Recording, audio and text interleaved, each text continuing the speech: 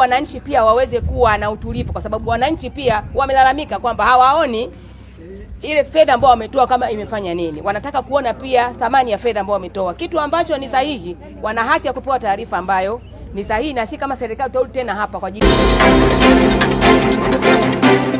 Sijaridhishwa na mradi huu wa shule yetu nzuri ya sekondari ya Makame.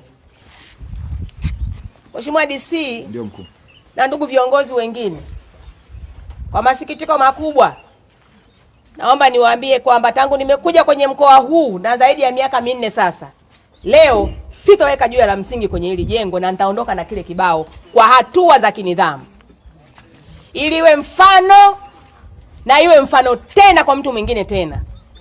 Kama kiongozi wa serikali siwezi kuweka jiwe pale katika mradi wenye itilafu na changamoto namna hii za fedha ya serikali.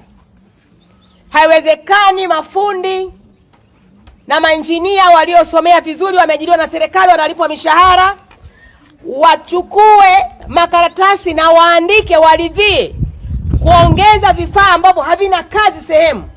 Gypsum board zikiongezeka 10, 15 ni jambo la kawaida. Lakini sio 200, 250, haiwezekani. Gypsum 250 zinatoka pale mpaka hapa tumejazwa pote hapa. Eti hizo zimezidi, zilinunuliwa kwa ziada. Mtaalamu gani huyo ambaye anafanya kazi kama hiyo? Kokoto zikibakia hapa 3, 4 sio shida. Lakini sio kokoto magari 20, 25 yamezidi vipi? Ni makusudi na kutokuwa na uchungu na kutokuwa na uzalendo na fedha serikali na kodi za wananchi. Siwezi kulichekelea na siwezi kulifungia macho hilo.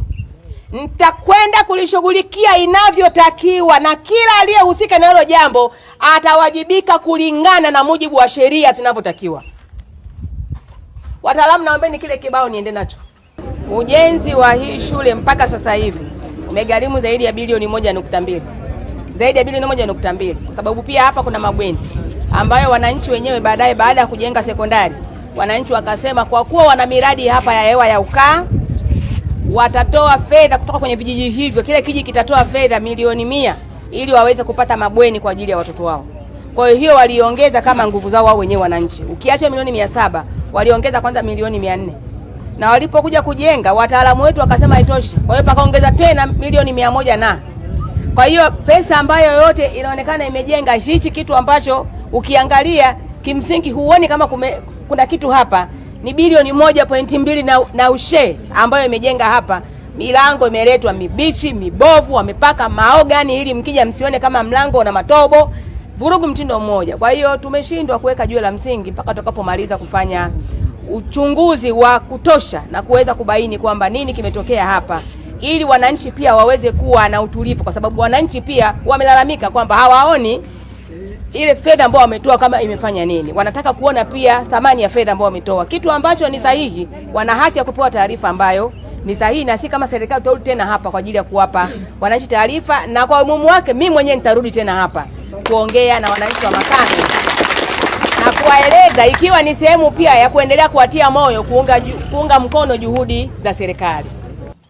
Lakini tumepita pamoja, tumetazama, na kabla tujapita tumemsikia hapa Mheshimiwa Mkuu wa Wilaya wakati anaelezea changamoto ambazo wamekutana nazo hapo wakati wa kuja kukagua miradi na maelekezo ambayo amekuwa akiyatoa hapa nini kifanyike. Lakini inavyoonekana hakuna maelekezo yaliyosikilizwa yakazingatiwa kwamba mkuu wa wilaya ameelekeza hichi kifanywe kazi, akiondoka na nyuma watu wanafanya wanavyotaka.